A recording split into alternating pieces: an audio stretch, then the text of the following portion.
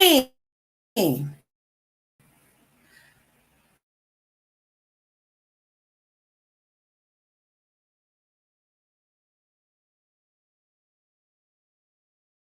I am live. Well, okay. Well, thank you. Great morning, fantastic morning. Give God the glory, glory, rise. Shine. Give God the glory, glory, rise. Shine. Give God the glory, glory. Soldiers of the Lord. Now, many of y'all are up already, but guess what? I just got back from Dallas, Texas with the time change and 4 days, 5 days really walking around with my grandchildren and my daughter for the cheerleading competition. What a glorious time I had just by being with them and looking at their faces and watching their emotions manifest when they came in 5th and 8th place. Really, you are a winner because you got on that stage. But just to be present, what a glorious time we have, which reminds me that I need to, just like you, give our Creator the homage, the glory, the hallelujah, the praise, the worship, and the acknowledgement. Just the way you are, where you are right now. Do it right now. Say, thank you, Lord. Thank you. Thank you for allowing me to be gifted with the gift of life this day. Allow me to breathe, to hear, to taste, to feel, whatever capacity you are able to recognize that you are alive. That gives us so much energy to focus on the most important thing, that He chose us this day. Because many were called, but few were chosen, okay? So, y'all see that I am coming to you just the way I am. I woke up this morning like this. I went to bed like this last night. And these are tears of joy, y'all. These are really tears of joy, because I used to be one of those individuals that had to put on the mask, that had to have everything in order, and the makeup, the hair, and all of that. No. I've learned to take off the mask and present myself to you like I present myself to my Creator, and accept myself and love myself just the way I am. And so, although many people have their opinion about me coming to you, what, authentic and transparent, are you kidding me? Who really got the problem? Not me, okay? But it symbolizes how much work I have done on myself by becoming aware of my brokenness and being broke. And the whole purpose, right, is to allow spiritual tools and resources to help set me free from recovery, emerge empowered to give hope to others, help others prosper equally. Now, let me ask you, if I was sitting up here with my little weave-in or my wig or all the eyeliner and this and the lashes and that and this and that, right? Who would you believe? Would you believe me to the extent that you believe me now when I'm in my rare form? Yes. No dentures, no earrings, no jewelry, right? Or would you prefer the made up, the image, Edwina? She doesn't exist anymore, one day at a time, because I've learned the value of just being me.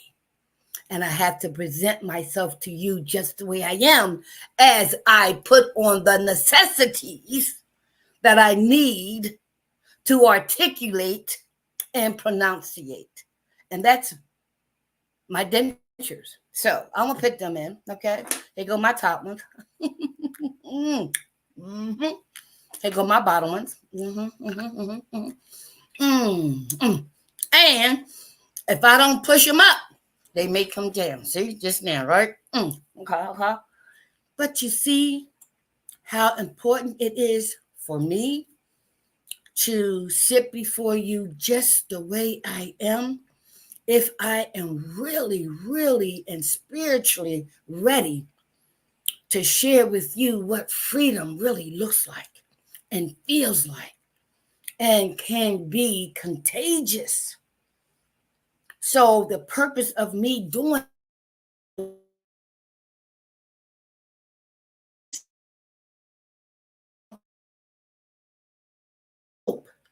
that you and others can be set free from your brokenness and being broke. So, y'all see what's on the screen right now. If you want a keynote speaker, if you want a facilitator, if you want a coach, if you want a consultant, call me. And yes, expect what you have received right now. I'm going to come to you all just the way I am. I am, right? And as time goes on, I will put on the necessities, like my glasses so I can read, right? Like my dentures so that I can articulate and pronunciate, right? But other than that, no, no, no. I will put on my jewelry to accentuate my culture, right? I understand that I come from queens and kings. And if I was to put on any type of makeup, it would be to demonstrate my spirituality, right? The mask that my ancestors put on was spiritual in nature and not for me. There's a big difference. Okay. And so I just want to thank you for allowing me. Oh, these things get ready to come down. And if they come down, I'm going to take them out and put them on the table. Because, see, you never know what happens, right? So I may have these on and I'm talking all this and all, and they fall down. Really? So that's why I come on without them and then put them on. And if they do fall down, you already know what I look like, okay? All right, so let's get to a very important announcement before I share with you how I became free from my brokenness and being broke. Okay. So this is what I want you to do. All right. Saturday, April the 27th, which is the day before my sister Deborah Jean's birthday, 2024, of course, I'm inviting you to my I'm freaking tired of being broken and broke. Yeah, and I really have to ask my pastor, can I use the word freaking, right? Like, I'm freaking tired of being broke and broken. Words have a way of adding some energy. I'm tired. I want to say I'm freaking tired of being broken and broke. So I need to ask my pastor is that's appropriate, because it's going to be held at my church with my pastor, Dr. Christopher Allen Bullock, and my first lady, Dr. Debbie Bullock. But do you understand that when you get to a certain point in your life, you are freaking tired? I'm done. I had it. And guess what? That may be your one and only knee-bowing experience, like it was for me on February the 23rd, no, the 22nd of 1990. Where's it at? Underneath a parked car. You see? That's me. Underneath a parked car. Yes, huh? I was freaking tired of being broken and broke. There at the age of 34, after getting high with my stepson and doing all kind of sexual favors for him. He and I were both in our addiction, and we both suffered from mental illness. And we both transformed under the influence. And I put myself underneath that parked car to protect myself, because I didn't know what he was going to do to me. And my life flashed before me. How did you get here, Edwina? What's wrong with you, Edwina? Oh my God, you are underneath a parked car? Really? Really, y'all? Underneath a parked car. only weighed 90 pounds, face all sunken in, eyes all darkened, hair all matted, right? Oh my God, people used to make fun of me. They go that skeezer, they go that crackhead, they go that prostitute, they go that alcoholic, they go that bum, they go that slut. Whew. And I hollered out these words. Whoever they say you are, whoever they say you are, take me out this life now or show me a better way. I'm freaking tired of being like this. I can't live one more minute, one more second of this life. Take me or show me a better way. And it's been 34 plus years, one day at a time. So mark your calendars. If you think you can feel my energy between these TVs and screens and Instagram and Facebook and like LinkedIn and all that kind of stuff, could you imagine being in a room with me? Being in the room with me to hear, touch, feel me. So you really can sense and get the essence of my very being. Yes, I want to invite you, and you, take this information to the rehabs, to the detoxes, to the mental institutions, to the transitional house, to the recovery houses, right? To the churches, to the organizations, because all of us are broken and broke to some extent. But I want to share with you the spiritual tools and resources that I use, okay? So mark your calendars, all right. All right, so next I want to share with you, and you know what, y'all? I'm going to add something in my spiritual tools, right? And so when I was underneath that parked car and felt the way I felt and had my life flash before me and all of that, right? And how I just was dumbfounded, right? About, coming from being a co-captain of the cheerleader team, the vice president of my class, wanting to be a phys ed teacher, wanting to be a model, right? Wanting to attain aspirations, right? When I was in high school and even my first year in college. But guess what? I also recognized that I had watched, imitated, right?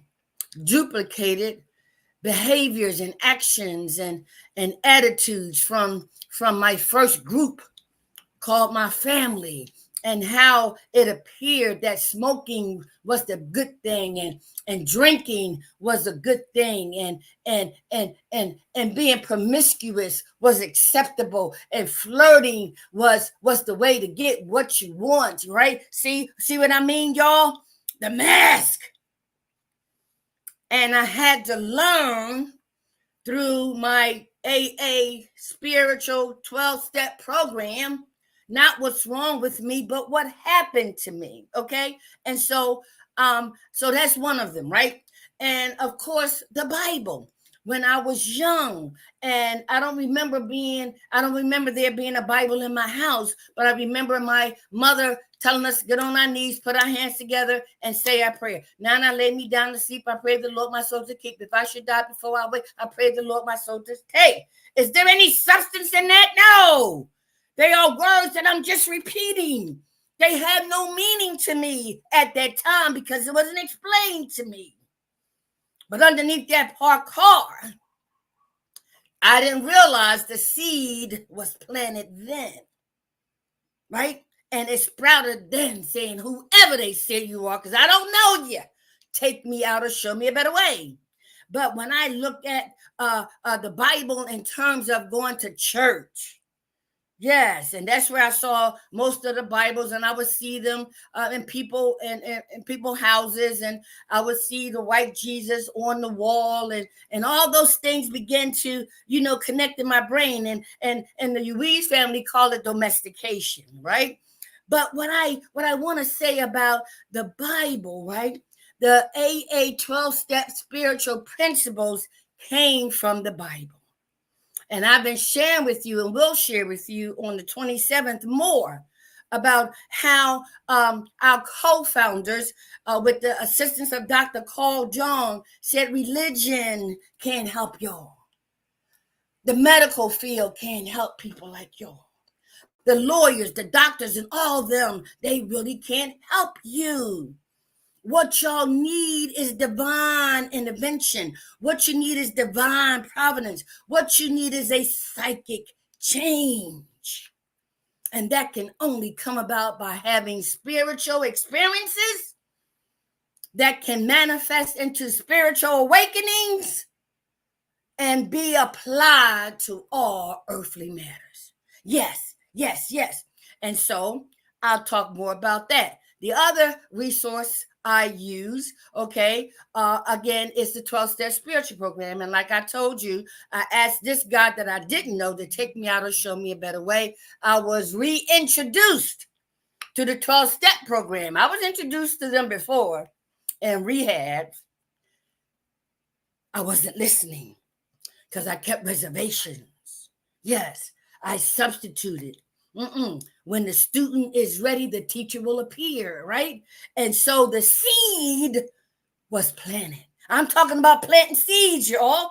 Is that what I'm doing for you now? Planting seeds to address your brokenness and being broke? I hope so, even if it's just one.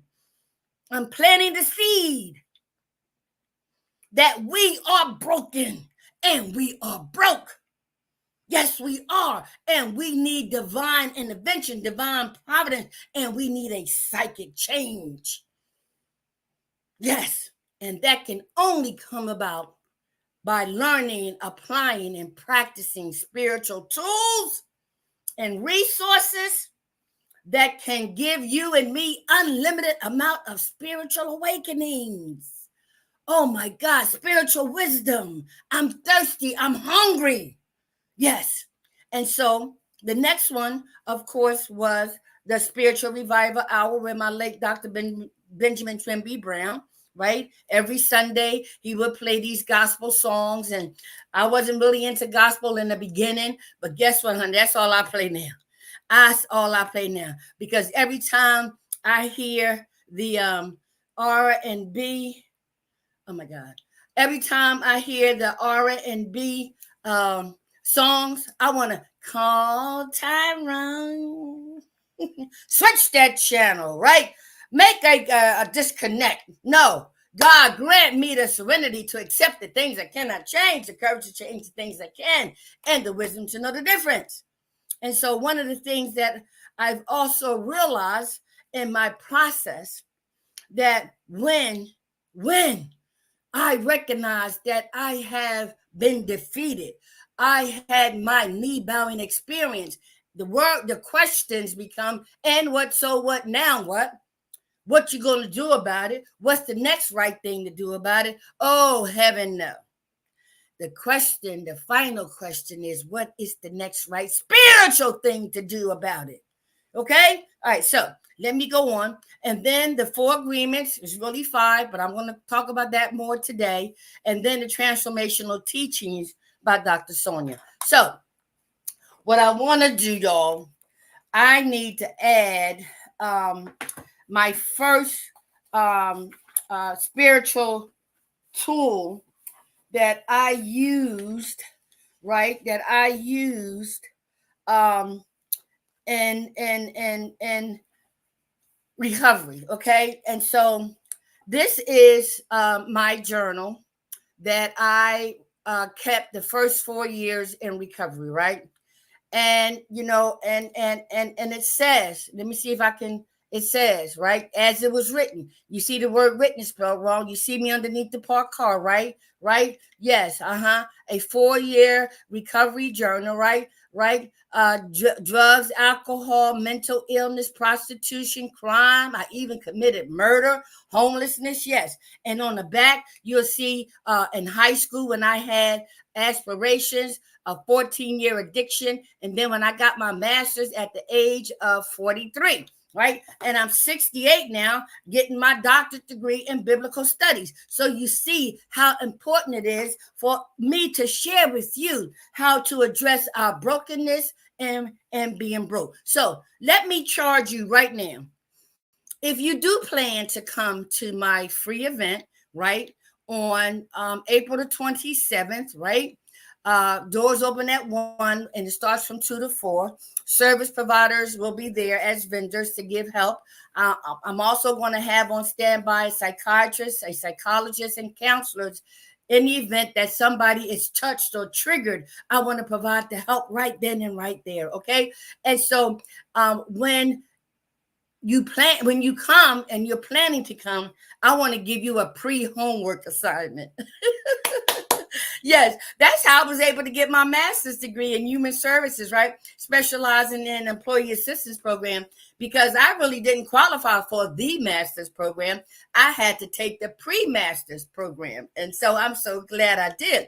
So I'm going to give you a pre-assignment. I want you to start keeping a journal. If you tune into me every day, if you want to go back to January the 1st, if you want to go back and see some of my previous podcasts over the years, do that. But starting today, how about that? Starting today, keep a journal. Write down your thoughts, your feelings, your brokenness, being broke, your ideas, your attitudes, what kind of behaviors you're looking to change, what kind of actions you want to turn into positive and not negative. Keep a journal for me. Huh? Can you promise me that you will do a pre-homework assignment and start keeping a journal so that when we meet on April the 27th, you'll have nearly 2 months of entries every day, every day. Yeah, what your hopes are for today. What you did in the morning to prepare. Did you pray? Did you not pray? Did you meditate? Did you not meditate? Did you put on the mask? If so, how many masks? And all of that. Just be you. Be you. And tell yourself the truth. Please tell yourself the truth, okay? So that's your homework assignment for April the 27th. Okay, now let's get to the topic for today. Now, yesterday, I shared with you while I was in Dallas, Texas, right? I'm going to, for the rest of the week, focus on the 5 agreements. Be impeccable with your word. Don't take anything personally. Don't make any assumptions. Always do your best. Be skeptical, but learn to listen. Please go to www.migueluiz.com for more information, okay? Please go to the resources that I use and utilize the tools that are given. So yesterday, we focused on agreement number 1. Be impeccable with your word. And so as a result of being impeccable with your word, we're basically saying that be impeccable with your word, meaning be without sin. Be without sin with your word. Being impeccable is being with sin with your word. Okay. So I need to distinguish that, because if you were like me, sometimes I didn't understand what words meant. And thank God I was humiliated enough to ask for help, which for my experience gave me gave me humility. Yes, okay. And so I'm not going to pretend I know anymore. I'm not going to put on the mask that I know everything everybody's saying and I understand it. Hell to the no. No. So being impeccable, be impeccable with your word. Be without sin with your word. Okay. All right. And so it says, words have the power to create and the power to destroy. When you are impeccable with your word, okay. So let me give you an example. Be impeccable with your word. As children, we are taught words. We're taught body language. We learn signs and symbols, right? And so go back into your childhood. Now, and I want to create some balance, okay? I want to create some balance, right? The Uiz family, from their Toltec tradition, unraveled some of the mysteries of the world, right? And they explained, after me reading it 3 or 4 or 5 times and listening to it 10 times the gist of the domestication process, right? Like we domesticate animals, teach them how to run, teach them how to jump, teach them how to commands, right? So we as human beings have been domesticated, and we domesticate each other, and we even domesticate ourselves, right? And so what do you mean by that? Okay, so let's look back in my history, right? Watching my parents, watching my extended family, watching my siblings, I saw and heard a lot. Yes, some good, some bad, some not so. Okay, so when I think about words that were said to me or words that I heard, I began to repeat. I began to internalize. I began to believe, positive or negative. But the Uiz family speaks of it as a reward and punishment system. You do good, you get rewarded. You do bad, you get punished. Can you see the dynamic in just that alone? If you do good, you get rewarded. If you do bad, you get punished. You talking about a lot of pressure. You talking about a lot of conditioning. You talk about wearing a lot of masks. I wonder where the competition came into play. I wondered why I was labeled the prodigal child. I was labeled the honorary child. I was labeled, and they based it on my behaviors and actions. But the question becomes, where did I learn those behaviors and actions and those words? Mm-hmm. Okay. And so by me getting deep down into finding out that there's nothing wrong with me, but there was plenty that happened to me. Okay. And so I just want y'all to think how words are used, right? Words are used, and it says here, words are used to give power, create power, right? And words are created. Words have the power to create and the power to destroy. When you are impeccable with your word, you say only what you mean. Man, can I give y'all one example? And I expect y'all to laugh. It's okay, but let me give you an example. One distinct example, well, maybe two, is the joy of my life, right? And he knew that I would never lie to him. And so, not knowing, he used me in a way that was in darkness in terms of motivation, his motives, right? So my mom would take us different places, and my mom would tell him a lie, obviously. And he would call me and put me on his knee and say, Edwina, how was your day? Da da da da. Where did y'all go today? Oh, me and mommy and my sisters and brothers, we went to this man's house, and oh, you did? Yeah. Well, I don't know. They was in the room, and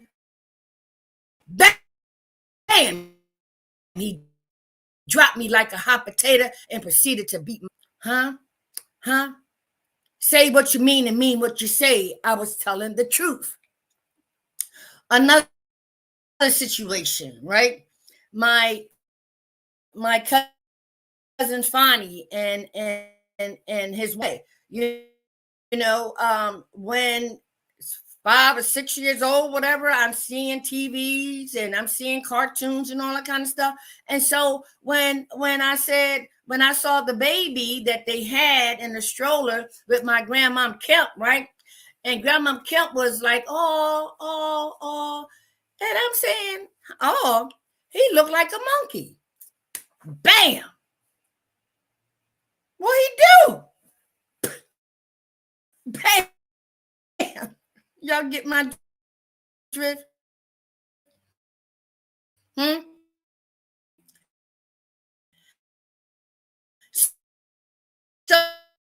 So say what you for so I'm gonna stop there because they said once we get the first agreement 100%, the acknowledgement, the awareness, the power of it, right?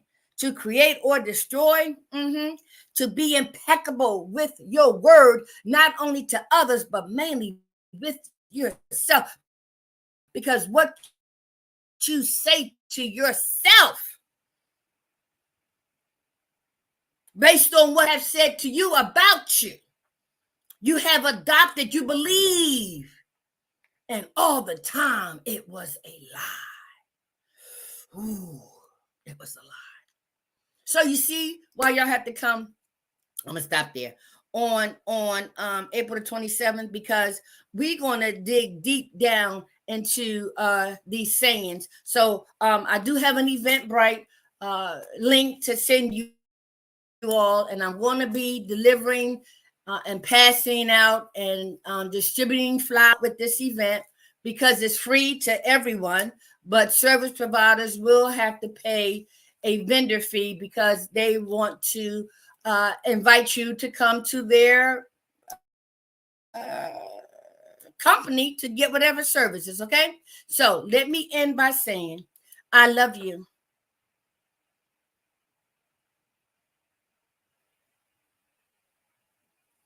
I love you. I love you. I love you. I love you. I love you. And if you ever got one of my hugs, be prepared to get one on the 27th. Because I can hug myself. And I can love you. You cuckoo for Cocoa Pop self. But I love you. Because God loves me. And He continues to love me. And obviously He loves you too. So let's get on the bandwagon of being set free from recovery, emerge empowered, so that we can give hope to others, help others prosper equally. If it's God's will that we are united tomorrow morning, I'll be here on time. Well, on the regular time, right? But guess what? If He wakes me up, I have no excuse not to do His will, to be obedient to the Spirit. So the fruits that I produce will demonstrate being impeccable with my word and my actions. To God be the glory.